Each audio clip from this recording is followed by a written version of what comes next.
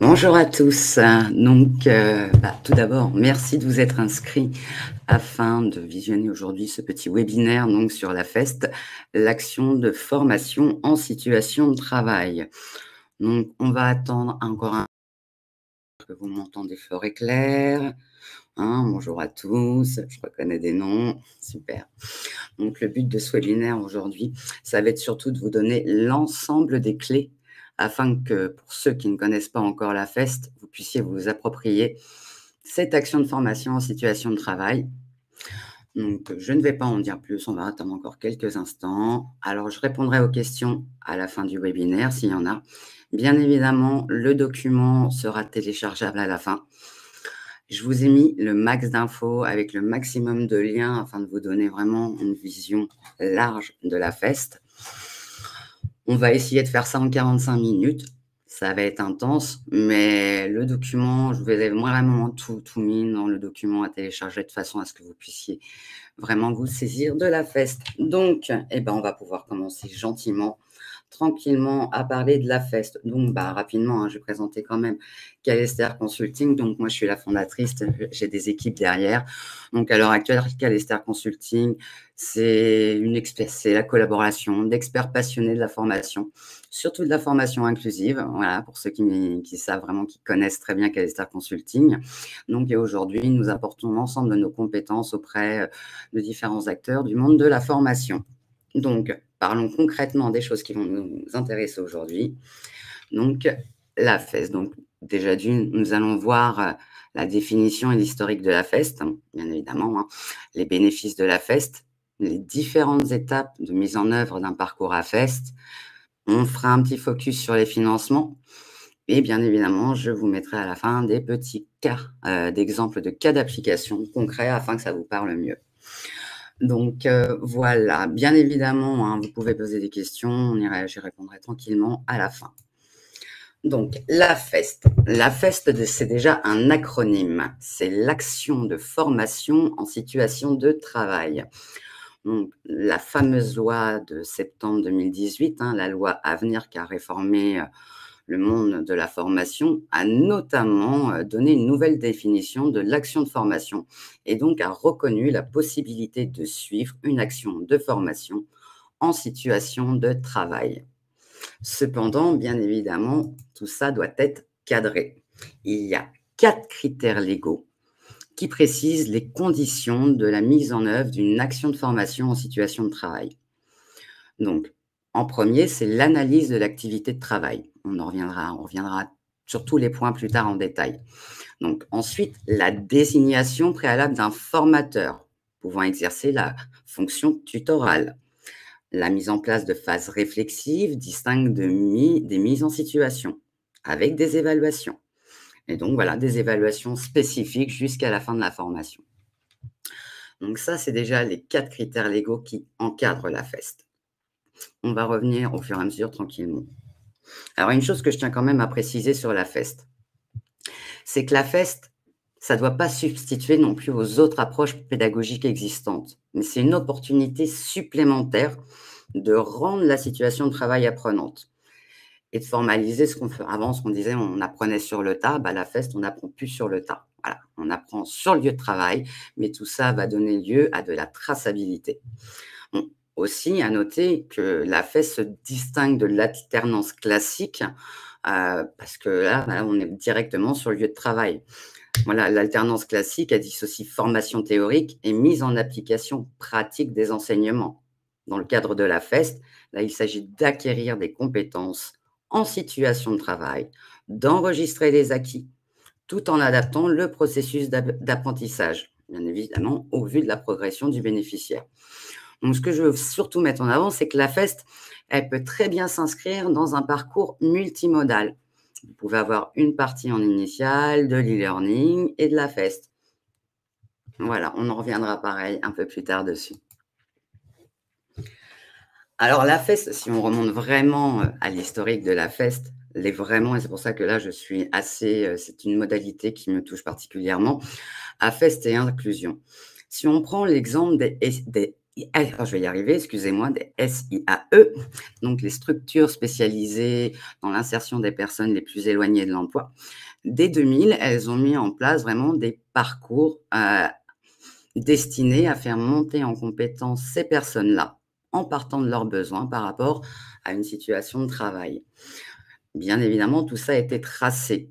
Donc concrètement, la démarche pédagogique outillée, qui a été mise en place par les ESA dès les années 2000, ça a été les précurseurs de la FEST. C'est pour ça que AFEST et inclusion, c'est quelque chose qui va très bien ensemble. Vous partez des besoins de l'apprenant et ensuite vous adaptez le parcours par rapport justement à ses acquis et à l'objectif visé. Donc, sur des personnes qui sont très éloignées de l'emploi, c'est vraiment une modalité qu'on a vu de très, très beaux résultats. À la fin justement, du webinaire, il y a quelques liens qui vous emmèneront sur des exemples de cas concrets de mise en place d'AFES sur des tas de types de chantiers, d'insertion ou voilà, enfin, des cas concrets. Alors, les avantages de la FEST. Ils sont nombreux, il y en a quand même pas mal. Donc déjà pour une entreprise, cela répond à l'enjeu d'obligation de formation. Vous savez, le fameux GPEC, tous les 6 ans, une entreprise a l'obligation au moins de faire monter ses salariés en compétences. Donc là, AFEST et GPEC, ça va très bien ensemble. Au-delà de ça, pour moi, c'est également un moyen de renforcer l'engagement collaborateur, car le formateur ou tuteur qui est formé lui-même au préalable, ça j'en reparlerai tout à l'heure, pourra se sentir valorisé. C'est vraiment l'occasion pour une entreprise de faire monter en compétence ses experts métiers et de valoriser leur savoir-faire et leurs compétences et de mettre en place ce que j'appellerais, moi, mettre en place une entreprise apprenante. Tout le monde s'engage dans cette démarche de transmission de connaissances. Donc ça, c'est vraiment pour l'entreprise. Bien sûr, il y a d'autres avantages. On détaillera ça plus tard, justement, dans les coûts de financement. Ensuite, pour les organismes de formation, la FEST, c'est l'occasion de créer des parcours multimodaux en collaboration avec les entreprises et de pouvoir leur apporter leur expérience pédagogique. Donc ça aussi, on en reviendra tout à l'heure. Un organisme de formation peut être tout à fait le tiers facilitateur dans la FEST. Donc ça, on viendra après. Bien évidemment, la personne qui va bénéficier des avantages de la FEST, c'est l'apprenant. Beaucoup d'apprenants, pour ceux qui sont plus éloignés de l'emploi, ont gardé des très mauvais souvenirs de salles de cours. Donc là, déjà, il n'y a pas ça. Ils apprécient la mise en pratique immédiate des compétences acquises, justement, sans passer par le côté salle de cours. Les phases réflexives avec le formateur leur permettent de prendre du recul et de se rendre compte des tenants et aboutissants de la situation de travail. Et de ce fait, ils sont plus acteurs de leur apprentissage. De plus, la FEST, étant donné que c'est vraiment de l'échange, il y a des mises en situation, des phases réflexives, il y a le droit à l'erreur. Ça pose un cadre bienveillant dans lequel l'apprenant se sent beaucoup plus à l'aise et donc plus acteur de sa formation. Ça, c'est vraiment quelque chose qui est important à mettre en place, ce droit à l'erreur. L'apprenant pourra réitérer le nombre de fois nécessaire une situation de travail avant d'être évalué. On expliquera ça après, je vais rentrer dans les détails. Donc, on va commencer à parler, à rentrer concrètement dans le cadre de la FEST. Donc, les acteurs de la FEST. Ça, je sais que c'est beaucoup de questions qui reviennent régulièrement. Donc, un dispositif à FEST a besoin de base de mobiliser au moins 3 acteurs. Un référent à FEST, un apprenant, un formateur. Le 4e acteur, je dirais que c'est l'entreprise. Bien évidemment, parce que ça se passe dans ses locaux. Mais voilà, donc ça, c'est déjà le cadre minimal. Ces 3 acteurs-là, on va rentrer un peu plus dans leur rôle. Donc, le référent à FEST a bien distingué le référent à FEST du formateur. Le référent à FEST, c'est l'architecte de la démarche. Il est en charge de l'ensemble du dispositif, de l'ingénierie du dispositif, de la coordination de la démarche avec les différents acteurs. Alors, ce sont souvent des responsables de formation, des RH, voire même la direction sur des petites structures qui jouent le rôle de référent à FEST. Alors, quand on n'a pas les ressources en interne et tout, on peut faire appel à un tiers facilitateur. Donc, ce rôle de référent à FEST peut être assuré par un partenaire extérieur. l'organisme de formation. Donc, ce dernier joue le rôle de tiers facilitateur et garant du respect des critères légaux. Il apporte également son expérience des dispositifs AFEST et son expertise en matière d'ingénierie pédagogique et de pilotage de projets de formation. Donc, c'est ça aussi qui est très important.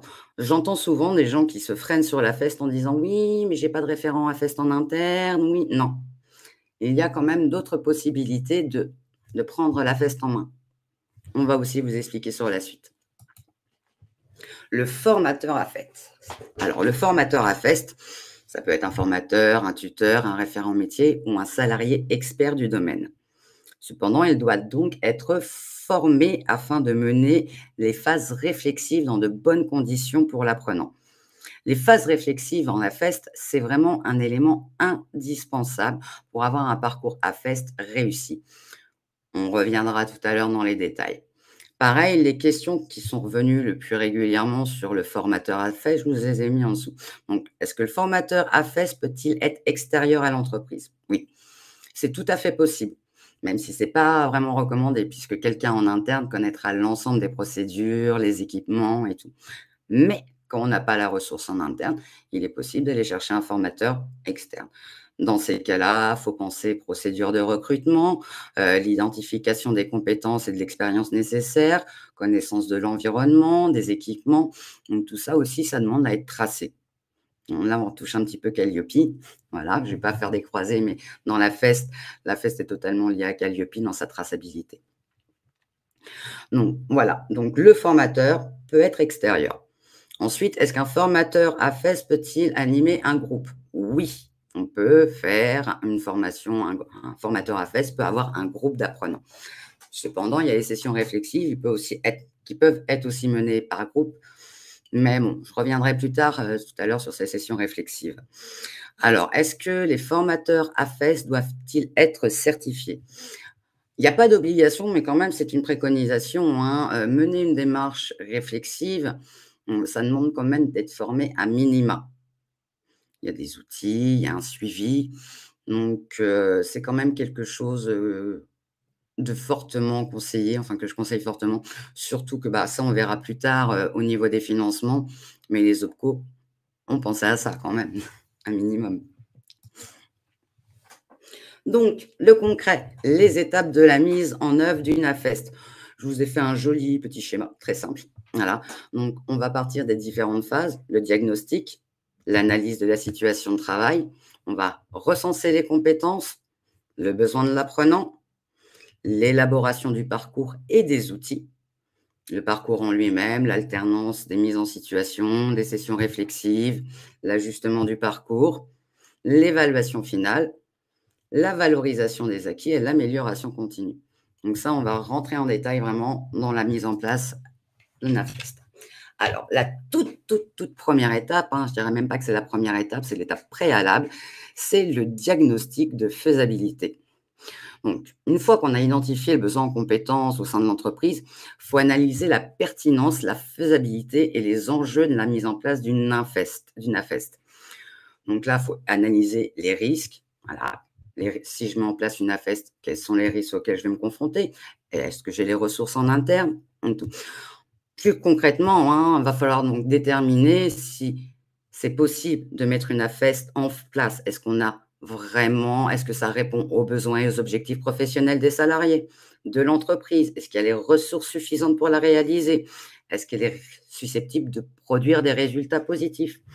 Alors, j'ai mis une petite astérix sur les salariés parce que c'est très important. C'est des choses que j'ai déjà pu voir. Un salarié en AFEST n'a pas la même productivité qu'un autre salarié qui n'est pas en AFEST. Voilà. Donc ça, c'est des éléments à prendre en compte. Donc, c'est de mobiliser l'ensemble des équipes lors d'un parcours AFEST en prévenant, en ayant ce facteur en tête que, voilà, quand on est en AFEST, on n'a pas le même rendement. Et si tout le monde est averti, tout se passe très bien.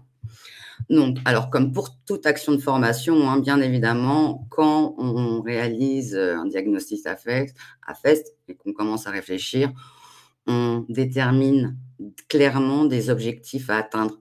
Les objectifs doivent être spécifiques, mesurables, réalisables, pertinents et temporels. SMART. Donc là, on se rapproche de Calliope, mais ça, normalement, c'est les bases de la pédagogie. Voilà. Alors, l'analyse de la situation de travail. Identification des compétences clés. Une fois qu'on a fait notre petit diagnostic de faisabilité, qu'on s'est dit on a les ressources en interne, on a la possibilité d'avoir une personne dédiée à référent à FEST. Rien ne s'oppose à mettre en place la FEST. Il va falloir identifier les compétences, les différentes situations de travail. Donc là, cette identification, elle peut commencer par des fiches de poste, des entretiens avec les salariés, les experts métiers, des observations sur le terrain. Il faut vous poser les bonnes questions. Les personnes impliquées, les tâches, les processus, les outils et technologies, l'environnement aussi. Est-ce qu'il est apte à délivrer de la FEST dans un environnement très brillant?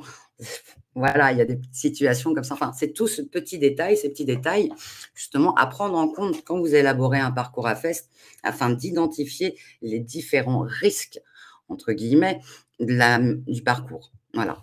Donc, par exemple, dans les personnes impliquées qui travaillent dans l'environnement de travail, quels sont leurs rôles, leurs compétences, leurs responsabilités, comment interagissent-ils entre eux? C'est tous ces éléments que vous allez devoir donc prendre en compte pour pouvoir élaborer ensuite un référentiel de situation de travail. Mais dans tout ça aussi, une fois que vous avez identifié les situations de travail, il faut identifier si la situation de travail est apprenante.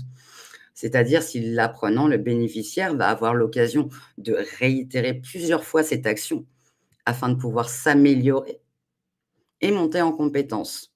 Donc voilà, ça c'est la petite subtilité. Est-ce qu'une situation de travail est apprenante? Comme je vous l'ai dit, il y a des situations de travail qui ne sont pas forcément apprenantes. Il faut bien identifier tout ça. Le recensement des compétences, savoir-être et savoir-faire. On est toujours dans l'analyse de la situation de travail, hein. Donc une fois qu'on a identifié, tout ce qu'il fallait, on a ce référentiel de situation de travail qui va donner lieu donc à un référentiel de compétences. Alors là, je fais une petite, apostrophe. Alors déjà une compétence n'est pas une tâche. Ça, c'est déjà la base. À savoir aussi qu'un référentiel de compétences, si vous voulez mettre des parcours à FEST avec une certification professionnelle au bout, c'est à ce moment-là aussi qu'il faut sortir le référentiel de compétences enregistré auprès de France Compétences. Mais ça, c'est un webinaire à part entière, AFEST et certification professionnelle, puisque ça demande quand même un petit peu plus de réflexion dans la construction du parcours. Mais ça, je vous expliquerai rapidement à la fin aussi. Donc une fois qu'on a le référentiel de compétences, on est en mesure d'élaborer un outil de positionnement pour l'apprenant. Donc ça, c'est du basique, c'est du b.a.-ba, c'est du Calliope. C'est également à ce moment-là qu'on peut désigner le tuteur en interne. Et s'il n'a pas été formé, on le forme, on lui donne les bases pour pouvoir mener les sessions réflexives. Donc, l'outil de positionnement, ça va être vraiment l'élément déterminant pour un bon parcours à FEST. Voilà, l'étape indispensable pour un parcours à FEST avec un impact positif. Donc, je vais pas beaucoup savent ce que c'est qu'un positionnement, hein. Donc, cette étape consiste à identifier les besoins de formation nécessaires pour combler les écarts de compétences identifiés précédemment. Donc, c'est aussi l'occasion d'impliquer l'apprenant avant même le début de sa formation en le rendant acteur de son parcours dès sa construction. Plus l'apprenant est impliqué, plus le projet AFEST aura un impact positif. C'est vraiment quelque chose sur lequel j'insiste particulièrement. Les meilleurs effets qu'on a pu voir de l'AFEST, c'est quand l'apprenant était vraiment impliqué dès le début de son parcours, qu'on l'écoutait, qu'on ajustait les outils par rapport à ses besoins. Et là, on avait vraiment des AFEST super efficaces avec des apprenants qui venaient avec le sourire aux lèvres. Sur des publics assez éloignés de l'emploi qui avaient totalement rejeté les cours, je peux vous jurer que ça fait plaisir. Donc, la création du parcours. Là, on va rentrer un peu plus dans le détail. La création d'un parcours à FEST, comme vous l'avez compris, doit alterner des phases d'observation, des phases donc de mise en pratique, des phases réflexives et des évaluations. Alors tout de suite, je sais que la première question qu'on pose, ça dure combien de temps, une session réflexive et tout. Alors, la durée idéale d'une session de mise en situation, d'une session réflexive dépend de plusieurs facteurs. Voilà, hein, tels que la complexité de la tâche à accomplir, le niveau de compétence des apprenants, les objectifs de la formation. Si c'est une formation de groupe, le nombre de participants, les contraintes de temps. On ne peut pas dire qu'il y a de durée idéale, hein. Mais cependant, il y a quelques éléments que je peux vous donner pour vraiment vous donner des clés pour construire un parcours à FEST. La session de mise en situation, elle doit être suffisamment longue pour permettre aux apprenants vraiment de s'immerger dans la situation et de vivre une expérience concrète. Une durée de 30 minutes à 1 heure, hein, mais après, voilà, tout dépend de la situation de travail, de la compétence à acquérir et tout. C'est vraiment, voilà, c'est une indication. La session réflexive, elle doit permettre aux apprenants de réfléchir à leur expérience, aux gestes qu'ils ont effectués, d'analyser leurs actions, de discuter de leurs réussites, de leurs difficultés et d'identifier des pistes d'amélioration. Alors, cette session, elle peut être plus courte que la mise en situation elle-même, hein. Elle est plus courte, hein, mais elle doit quand même permettre un échange constructif entre les participants. Pardon. C'est là que les sessions réflexives de groupe, pour moi, ont certaines limites. Dans le sens où l'échange par groupe va permettre peut-être de débriefer certaines choses ensemble, hein, sur la mise en situation précédente. Mais l'apprenant n'aura peut-être pas forcément le temps de bien, lui, s'interroger, de se poser les bonnes questions à lui-même. Là, il y a un effet de groupe. Pour ça que dans les sessions réflexives, je préconise vraiment, et je ne suis pas la seule à le préconiser, plus de l'individualisation. Voilà. Alors, justement, on va commencer à parler des phases de mise en situation. Alors, lors des phases de mise en situation, hein, pour ceux qui ne le savent pas, les apprenants sont amenés à résoudre des problèmes concrets, à réaliser des tâches spécifiques, à prendre des décisions, à interagir avec des collègues ou des clients, dans des conditions similaires à celles qu'ils rencontreront dans leur travail quotidien. Voilà, c'est similaire, j'insiste bien. La mise en situation permet ainsi de favoriser l'ancrage des compétences acquises par les apprenants en les confrontant à des situations réelles et en leur permettant de développer leur capacité à s'adapter et à réagir de manière appropriée face à des situations inattendues. Ce qu'on appelait avant apprendre sur le tas. Alors, la phase de mise en situation, hein, l'MS, elle peut également contribuer à renforcer la motivation et l'engagement des apprenants en les impliquant activement dans leur propre apprentissage. Ça leur permet de constater leur pratique, comment ils avancent. C'est quelque chose couplé avec une session réflexive qui va être totalement porteur de fruits et le bénéficiaire de la FEST va de plus en plus s'impliquer. Les phases réflexives, justement, les phases indissociables qui doivent suivre une phase de mise en situation. Alors, ces phases, elles vont permettre d'observer, d'analyser les écarts entre les attendus, les réalisations et les acquis de la mise en situation. Donc ça, je vous l'ai déjà dit, je le répète, mais c'est très important. Alors, l'alternance de ces séquences peut être réalisée autant de fois que nécessaire, d'où les outils. Je vais vous expliquer. Une phase réflexive est une étape indispensable qui intervient après que les apprenants aient été mis en situation de travail et aient pu pratiquer les compétences qu'ils ont apprises. Cette phase va leur permettre de prendre du recul, d'analyser leurs actions, de voir leurs différents axes d'amélioration. Par conséquent, elle va développer leur esprit critique. Est-ce que je suis en mesure de faire ça? Est-ce que je suis encore capable de faire? Est-ce que je suis capable de mener cette action seule? Il y a toute cette pratique professionnelle on va les amener à s'interroger sur leur pratique. Ils vont faire un geste, ils mènent une action, on va la décortiquer pendant la session réflexive. Après, les sessions réflexives, elles peuvent prendre différentes formes, selon les objectifs de la formation ou autre. Elles peuvent se dérouler individuellement, comme je disais, ou en groupe, à travers des entretiens, des questionnaires, des échanges oraux ou écrits, des ateliers d'analyse de pratique, mais qui sont tous tracés et identifiables. Une session réflexive doit obligatoirement donner lieu à une trace, donc à une évaluation, un compte-rendu, quelque chose de traçable pour l'apprenant et qui va pouvoir lui permettre justement d'avoir une progression de son parcours, enfin, d'avoir des éléments pour juger comment il avance. Oh, je suis pas réveillée ce matin. Alors, elle peut également s'appuyer sur des outils pédagogiques tels que les grilles d'observation, bien évidemment des portfolios ou des enregistrements vidéo pour permettre aux apprenants de documenter leur action et leur réflexion.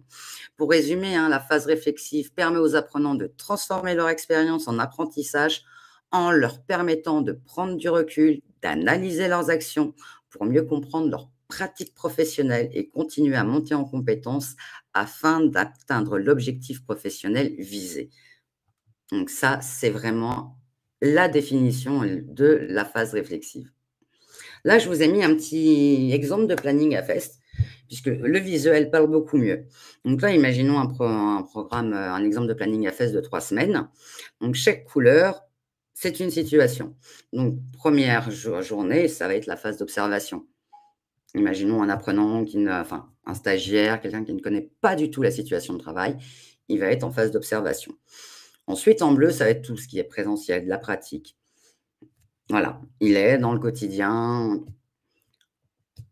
En orange, vous avez les mises en situation professionnelle qui sont plus ou moins tutorées. Voilà, tant que l'apprenant n'est pas tout à fait autonome, bien sûr que le tuteur est toujours avec lui, a un regard sur ce qu'il fait. Sur ces mises en situation professionnelle, derrière, vous voyez, il y a une session réflexive. Toujours. Elles ont été mises à un certain rythme, de façon à avoir un programme de 3 semaines. Bien évidemment, à chaque fin de ces sessions réflexives, il y a des évaluations. Enfin, des évaluations. On va plutôt dire des évaluations de positionnement, d'autopositionnement de l'apprenant pour voir comment il monte en compétences, puisque l'évaluation finale, elle sera vraiment à la fin. J'ai toujours un petit peu du mal avec ce terme d'évaluation lors des sessions réflexives, hein, surtout sur des apprenants, enfin sur des bénéficiaires qui sont un petit peu éloignés de l'emploi. La session réflexive, pour moi, j'utilise vraiment des outils d'autopositionnement qui vont leur permettre de se poser les bonnes questions.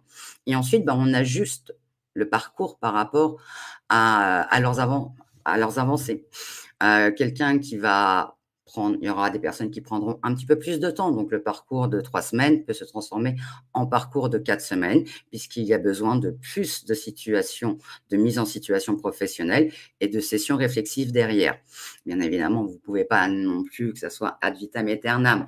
Il faut que ça soit quand même précis dans le temps, cadré. Donc ça, c'est vraiment un exemple de planning à fest. Et comme vous voyez bien en rouge, toujours l'évaluation finale qui va clôturer vraiment le parcours à fest. Pendant le parcours, donc, on a parlé des différentes phases, les mises en situation professionnelle, les phases réflexives. Quelque chose qui est très, très, très, très important, et j'en parle aussi depuis tout à l'heure, c'est le suivi et l'évaluation. Les outils de suivi et d'évaluation en AFEST doivent permettre, comme pour toute action de formation, de mesurer les écarts entre les acquis et l'objectif de formation visé. Donc, c'est pour ça que c'est très important d'en mettre à chaque session de réflexive. Voilà, donc bien évidemment, on peut citer les auto-évaluations, les évaluations à chaud et à froid, les entretiens individuels, les évaluations par les pairs, mais tout ça doit être tracé. Là, on revient un petit peu aussi sur Calliope. L'évaluation finale, donc ça, c'est indispensable aussi d'une AFEST, hein. L'évaluation finale en AFEST, en plus de mesurer l'acquisition des compétences de l'apprenant, va permettre d'évaluer l'efficacité de l'AFEST au sein de l'entreprise, hein, d'identifier les forces et faiblesses du parcours, on s'ajuste toujours, de recueillir les commentaires des participants, et je dirais de l'ensemble des participants, et de mesurer l'impact de la formation sur le travail. Donc, cette évaluation, elle est essentielle pour mesurer l'efficacité de la FEST, aussi bien pour s'assurer que l'apprenant a bien acquis les compétences et donc qu'on a bien atteint l'objectif visé, mais surtout pour voir si le modèle AFEST est quelque chose qu'on peut déployer sereinement au sein d'une entreprise, s'il y a des ajustements à faire pour pouvoir optimiser le parcours et qu'il soit encore plus efficace. Dans un parcours AFEST, bien évidemment, on va valoriser les acquis de l'apprenant. Alors, il y a plusieurs méthodes, bien évidemment, hein, pour valoriser les acquis de l'apprenant, hein. Bien évidemment, le certificat de réalisation, l'attestation de formation. Et moi, je pousse encore votre réflexion un peu plus loin avec, pourquoi pas, ne pas créer des open badges. Donc, des open badges, hein, ça sera aussi un autre webinaire bientôt. C'est vraiment quelque chose que j'encourage les entreprises à se saisir, ou même les organismes de formation. C'est quelque chose qui peut vraiment gratifier, voilà, valoriser les acquis de l'apprenant. C'est une petite parenthèse sur lequel je tiens vraiment à ce que vous regardiez un petit peu plus l'open badge. Ensuite, la valorisation aussi, c'est les certifications professionnelles. J'en ai déjà brièvement parlé tout à l'heure. Bien évidemment, ça demande un peu plus de complexité de créer un parcours à festiser certifiant. Mais ce n'est pas impossible, loin de là. Au contraire, c'est quelque chose, qui est totalement préconisé et on en parlera un petit peu tout à l'heure aussi. Donc, voilà, l'analyse des effets de la FEST. Alors, bien évidemment, comme dans toute action de formation, on parle d'amélioration continue. Donc, on va aller prendre la satisfaction de l'ensemble des parties prenantes, CQFD, Calliope. Donc, bien évidemment, on va envoyer des questionnaires de satisfaction à chaud, à froid. Et puis, en tant qu'entreprise, on analyse aussi l'effet de la FEST, le ROI. Donc, déjà d'une, au niveau des coûts de l'entreprise aussi. Est-ce qu'il y a eu est-ce que ça a eu un bon impact sur l'entreprise? Est-ce que ça a créé des bonnes motivations, une implication de toutes les équipes? C'est à ce moment-là qu'on fait vraiment le débriefing de tout ça, avec généralement la direction. Le référent AFEST, à la fin d'un parcours AFEST, fait un point avec la direction d'entreprise pour pouvoir justement faire ce bilan des difficultés qu'il y a eu pendant le parcours AFEST et des améliorations à venir. Alors là, on commence justement à rentrer un peu plus peut-être dans les choses concrètes qui intéressent beaucoup. Le financement de la FEST. Alors déjà d'une, je vous invite à lire, je vous ai mis le lien, une enquête de Centre Info qui a été menée auprès des financeurs publics pour inventorier les initiatives et les modalités de financement dédiées à la FEST. Bien évidemment, hein, voilà, il y a le plan de développement des compétences de moins de 50 salariés, le versement conventionnel, versement volontaire, plan de compétences de plus de 50 salariés, etc., etc. Donc, pareil, je vous encourage fortement à lire cette enquête qui vous donnera plein d'indications sur les différentes sur les différentes initiatives et modalités de financement. Mais grosso modo, voilà, le financement de la FEST, c'est extrait de cette enquête de Centre Info. Voilà, horaire de 15 à 50 euros selon les branches et selon la durée de la formation. Jour moyenne de 1 200 à 1 250 euros avec un plafond de 1 ou 6 jours. Donc, concrètement, je vais vous montrer quelque chose qui est peut-être plus concret. Exemple de prise en charge Acto, branche propreté et services. Donc ça, c'est les prises en charge de cette année, de 2023. Donc, je ne sais pas si vous voyez bien, j'espère. Donc, quand on voit les coûts pédagogiques, AFEST, mise en œuvre en interne par l'entreprise. Séquence de mise en situation, un forfait. Séquence réflexive, un forfait. Évaluation, un forfait. Et ensuite, on a un plafond par action. Et là, vous voyez aussi dans ce même document, mise en œuvre en interne par l'entreprise, mise en œuvre par un prestataire externe. Vous voyez aussi bien la formation de formateur à FEST, qui peut être pris en charge, l'accompagnement par un prestataire externe pour pouvoir justement monter toute l'ingénierie pédagogique du parcours à FEST, être le référent à FEST.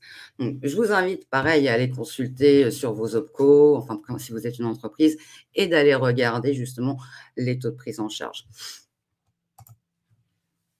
Alors là, on va rentrer un petit peu dans les exemples de cas d'application qui sont assez intéressants. Donc, le projet AFESJobs qui a été mené dans le sud de la France est né du partenariat entre la Directe PACA Pôle emploi et l'ARACT PACA. Donc, a répondu à l'ambition d'un projet de plan d'investissement des compétences. Je vous ai mis le petit lien. Mais concrètement, c'est la mise en place de parcours à destination, bien évidemment, de personnes en situation de chômage pour découvrir des métiers dans des entreprises qui se sont portées volontaires. Je vous invite à lire, pareil, à aller consulter ce petit lien. Ensuite, vous avez aussi les retours d'expérimentation de la DRIETS. Donc, pareil, en Île-de-France, DRIETS et Acto à lire, indispensable. Alors, AFEST et VAE. Enjeu pour l'entreprise, ça a été une table ronde lors de l'UHFP du 25 au 27 janvier 2023. Donc, pour les professionnels de la formation, pour certains, vous devez savoir qu'il y a une réforme de la VAE en cours, enfin une réforme de la VAE qui est là, et qu'on doit justement faciliter les accès à la VAE pour les candidats. Donc, la FEST répond totalement à cette exigence. C'est pour ça que vous pouvez mettre en place des parcours affestisés pour vos salariés en but d'une VAE. Quelque chose pareil qui méritera le temps d'un webinaire dédié, puisque cela prend un petit peu de temps à mettre en place et à bien expliquer. Mais c'est vraiment quelque chose, une piste à ne pas négliger, VAE et AFEST. Donc 11h05, oui, je suis dans les temps. J'ai essayé de faire concis, excusez-moi, je vais pouvoir regarder vos questions. Alors, AFEST et apprenti. Alors, je pars par le bas et tout.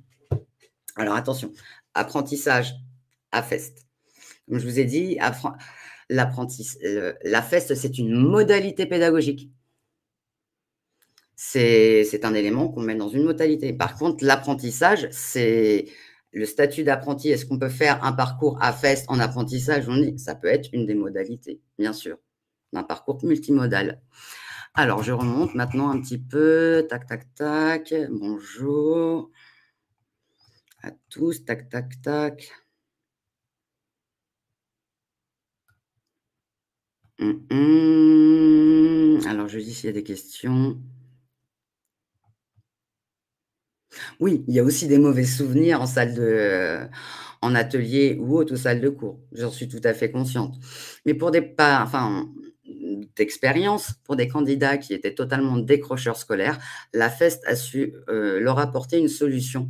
Et ils ont pu intégrer une entreprise à la suite d'un parcours à FEST vraiment, avec sérénité. Pour beaucoup, certains disent: «Non, je veux pas moyen que je retourne en cours». Malheureusement, c'est des choses qu'on peut croiser. Mais après, très aussi en atelier, ça peut très, très bien mal se passer. Alors, bien sûr que alors oui, la FEST peut être un peu chronophage, bien évidemment. C'est pour ça que le diagnostic de faisabilité est indispensable au sein d'une entreprise, que vous avez le temps aussi, la ressource en temps pour mettre en place une AFEST. Et oui, vous pouvez mettre en place une AFEST pour 2 à 3 apprenants. Une AFEST peut être menée en groupe, comme je vous l'ai expliqué. Après, c'est plus pour les sessions réflexives où là, je préconise qu'elles doivent être vraiment plus menées en individuel. Pas besoin d'être, reconnu référent AFEST pour le moment, mais il faut quand même bien connaître la FEST pour qu'elle soit se former à la FEST, être référent AFEST, pour pouvoir vraiment, créer un parcours pédagogique, efficace.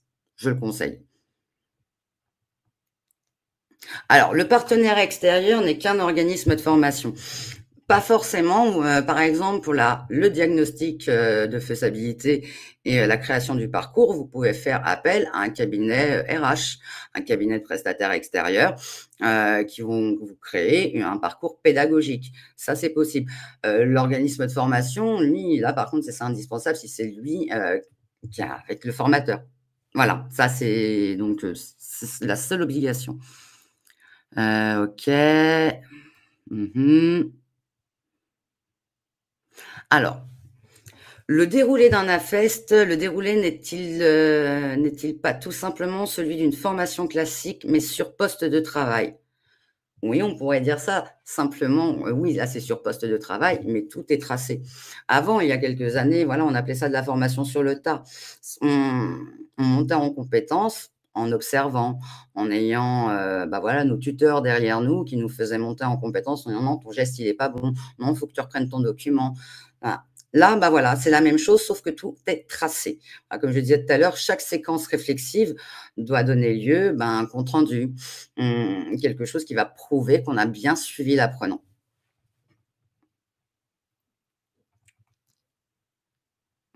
Alors, quel cursus pour être formateur à FEST?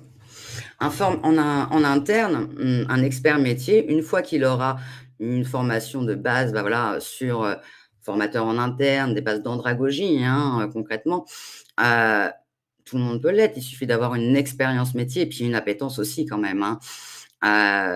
Il y a des personnes qui ne sont pas du tout formateurs de base, ça ne leur plaît pas en interne. D'autres qui seront totalement à l'aise, pour encadrer, un nouveau, un petit jeune et leur transmettre des compétences. Donc ça aussi, c'est justement dans le diagnostic de faisabilité qu'il faut identifier les personnes ressources en interne. Quelqu'un peut posséder les compétences, n'est pas forcément un super formateur, il n'aime pas ça.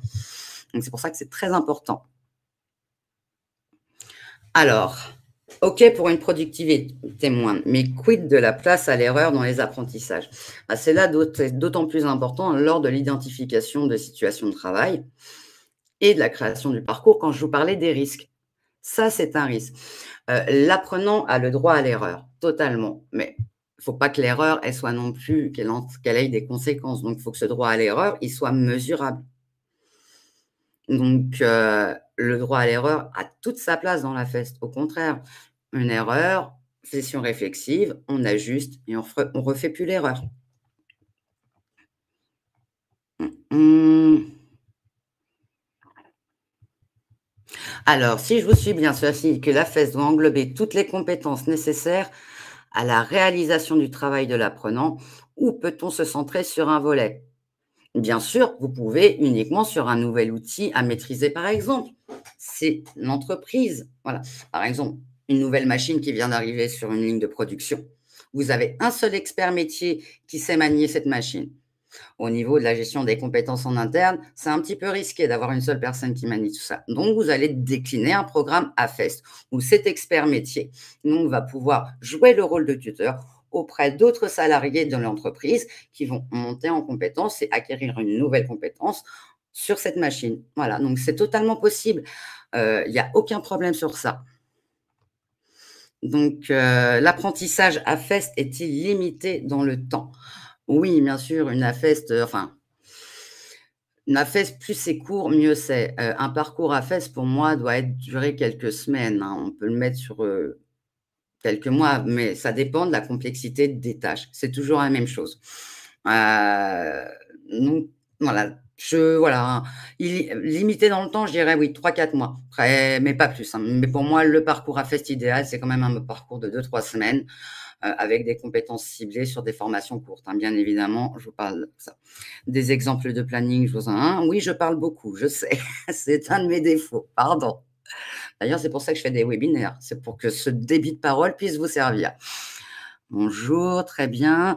Peut-on imaginer qu'un référent extérieur AFEST, OF pour une entreprise donnée agisse pour des compétences transverses, par exemple du management?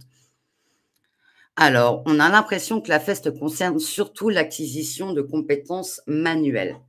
Alors, c'est vrai que a priori, à première vue, on pense tout de suite à FEST sur des métiers, techniques. Mais c'est possible aussi sur des métiers, on va dire plus tertiaires, sur des compétences plus transversales. Mais ça demande aussi une construction pédagogique un peu plus poussée et recherchée. Et donc oui, c'est possible. Merci, mon sait lire en fait. OK, bah désolé, hein, c'est pas grave. Petite question, pour des formations en entreprise, les mails en situation professionnelle sont en entreprise avec des situations réelles ou en simulation? Situation réelle. Hop, qui a l'initiative de la FEST? Généralement, c'est l'entreprise. J'ai pas encore vu de candidat demander, enfin de salarié à demander à mettre en place un parcours à FEST. Peut-être que d'ici quelques années, une fois que, le mot AFEST, enfin cet acronyme sera plus connu, peut-être que ça sera possible. Mais pour le moment, non, c'est surtout les directions d'entreprise quand elles commencent à se saisir de cette mais enfin, de la FEST, qui prendre cette initiative. Donc à l'heure actuelle, il y a sur les entreprises, beaucoup encore se posent des questions sur la mise en place de la FEST. Il y a encore 2 ans, la FEST était très, très peu connue. Faut dire que c'est une modalité pédagogique qui n'a pas eu beaucoup de chance à son lancement, 2018. Ensuite, on a eu le covid. Donc pour une action de formation qui se situe en situation de travail alors qu'on est tous confinés, elle a eu un petit peu du mal à décoller. Maintenant que le covid est derrière nous, les entreprises commencent à mieux se saisir de cette opportunité de la FEST. Alors pour nous, les CFA, comment faire de la FEST en parcours de formation dans nos locaux, avec financement public? Bah, justement, pour vous, les CFA, ça va être une manière de réfléchir autrement aussi. Comme je vous ai dit, la FEST est une modalité pédagogique. C'est tout, on peut créer des parcours multimodaux. Bien sûr qu'il y aura un replay. Alors, comment avoir des exemples concrets de mise en place à FEST sur un secteur d'activité qui nous concerne? Là, je vous ai mis quelques liens, justement, les liens là qui en fin de ce document, où il y a quand même pas mal, de projets différents. Les retours d'expérimentation de la Dryette Sacto sont assez larges. Vous avez aussi bien, des entreprises de restauration, des entreprises, bah, voilà, dans l'industrie. Donc vraiment des documents à lire. Là, au moins, je vous ai tout focus. Mmh. Oui, les parcours à festiser avec des structures IAE, c'est tout à fait possible. Après là, c'est très enfin, je pourrais, expliquer tout ça. Alors, pouvez-vous revenir sur les modes de financement? Alors, je travaille en ACI et je n'ai pas bien compris par qui nous pouvons nous faire financer les heures AFEST. Les heures AFEST peuvent être prises en charge, par les OPCO, par les régions. Justement, je vous ai mis, un peu plus haut là, le rapport d'expérimen enfin, voilà, l'enquête de la DRIETS, de Centre Info, pardon, sur justement les initiatives et modalités de financement dédiées à la FEST. Là, il y a tout un panel d'exemples par rapport aux régions, Pôle emploi et tout, de quel mode de financement auquel vous pouvez accéder par rapport à la FEST que vous avez mis en place. Oui, bien sûr que la FEST doit prendre en considération le besoin de formation. C'est le but du diagnostic. Une fois qu'on a identifié le besoin de compétences en entreprise, on va surtout positionner l'apprenant. Alors, AFEST et VAE, comment ça fonctionne? Ça sera un prochain webinaire. C'est vraiment en cours. Donc, je regarde. Bah, je crois que, oula, il y aura pas mal encore de questions.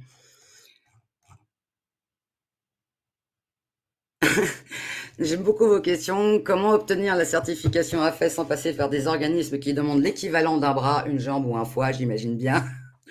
Non, à Fest, il y a suffisamment, justement, c'est le but de ce webinaire aussi, c'est pas de vous rendre des professionnels de la Fest, mais vous donner l'ensemble des clés pour qu'ensuite vous puissiez aller chercher les bonnes informations pour pouvoir vous acculturer à la Fest et vous donner ensuite vraiment l'ensemble des clés. La Fest, il y a énormément de documentation dessus. Il y a pas mal d'expérimentations qui ont donné lieu à des documents. De mémoire, par exemple, je peux vous encourager à aller voir l'expérimentation à Fest qu'il y a eu dans le secteur médico-social où il y a eu dernièrement un livre blanc justement d'outils à destination du médico-social. Donc simplement prendre un petit peu de temps pour rechercher. Donc on arrive, il est 11h15. Je consulterai les questions. Excusez-moi si j'ai pas été assez précis sur certains points. J'ai fait mon maximum pour essayer de vous satisfaire. Le contenu, bien évidemment, le document sera téléchargé. J'ai essayé d'être concise, 45 minutes pour parler de la FES et vous donner les clés pour vous saisir de cette modalité pédagogique qui est une véritable opportunité. Donc prochainement, le prochain webinaire, ça sera le 8 mars et ça sera sur les droits de la femme, la journée du droit, enfin voilà, une journée dédiée à l'inclusion où je recevrai des invités. Donc voilà, je vous souhaite à tous une très bonne journée. Je suis pas encore super à l'aise dans mes webinaires, mais promis, je m'améliore. Mise en situation, session réflexive. Je vous souhaite à tous une excellente journée. Au revoir.